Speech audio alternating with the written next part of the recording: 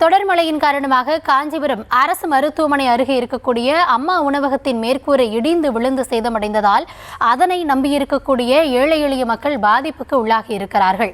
இது குறித்த விவரங்களோடு இணைகிறார் எம்முடைய செய்தியாளர் துரை வெங்கடேஷ். தற்பொழுது அந்த மேற்கூரை இடிந்து விழுந்து சேதமடைந்திருக்கிறது. இந்த நிலையில் அங்கு உணவு தயாரிக்கக்கூடிய சூழல் இருக்கிறதா? எவ்வளவு மக்கள் ஒரு நாளைக்கு அந்த உணவகத்தின் வாயிலாக பயன்பெற்று வந்தார்கள்? கூடுதல் விவரங்களை வழங்கலாம். வணக்கம். இந்த தொடர் மழையின் காரணமாக காஞ்சிபுரம் அரசு தலைமை மருத்துவமனையின் அருகே செயல்பட்டு வந்த அந்த அம்மா உணவகத்தினுடைய மேற்கு இருந்த இந்த பால் சீலாங்கானது பெயர்ந்த காரணமாக தற்போது இந்த உணவு என்பது அதாவது தயார் செய்ய முடியாத ஒரு சூழலாக இருக்கிறது.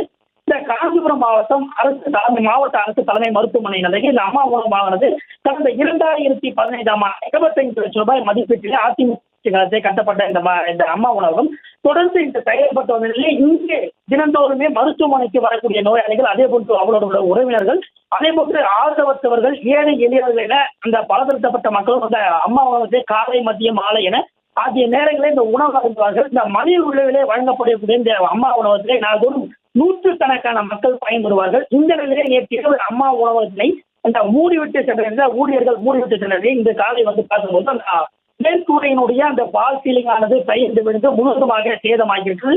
மேலும் இந்த பெயர்ந்து விழுந்த பால் சீலிங் காரணமாக அந்த மின்விளக்குகள், மின்விசைகளை உள்ளிட்டவரும் அந்த இது சேதமாகி இருக்கிறது. தொடர்ந்து இது குறித்து மாநகராட்சி அலுவலகத்தோடு அந்த ஊழியர் தகவல் தெரிவித்ததன் பேரில் தற்போது அந்த ஊழியர்களும் அந்த பார்வையிட்டு சென்றிருக்கிறார்கள். இதிலே தற்போது அந்த உணவு தயாரிக்க முடியாத ஒரு சூழலானது ஏற்பட்ட நிலையை தொடர்ந்து தினந்தோறுமே இங்கு உணவருந்தக்கூடிய அந்த ஏழை எளிய மக்கள், ஆதரவற்றவர்கள், நோயாளிகள் உள்ளிட்டோரும் பல்தரப்புப்பட்ட மக்களுமே தற்போது பாதிப்புகளுக்கு உள்ளாகின்றனர். தொடர்ந்து அம்மா உணவகமானது இன்று பிற்பகலும் கூட ஒரு செயல்பட முடியாத ஒரு நிலையானது ஏற்பட்டிருக்கிறது. உடனடியாக மாற்று இடத்தை தேர்வு செய்தோ அல்லது அங்கே மாற்று ஏற்பாடுகளை செய்தோ உடனடியாக உணவுகளை ஏழை எளிய மக்கள் உண்ணக்கூடிய வகையில் தயாரித்து கொடுக்க வேண்டும் எனவே பலதரப்பட்ட மக்களினுடைய கோரிக்கையாக இருந்து வருகிறது. விவரங்களுக்கு நன்றி துரை வெங்கடேசன்.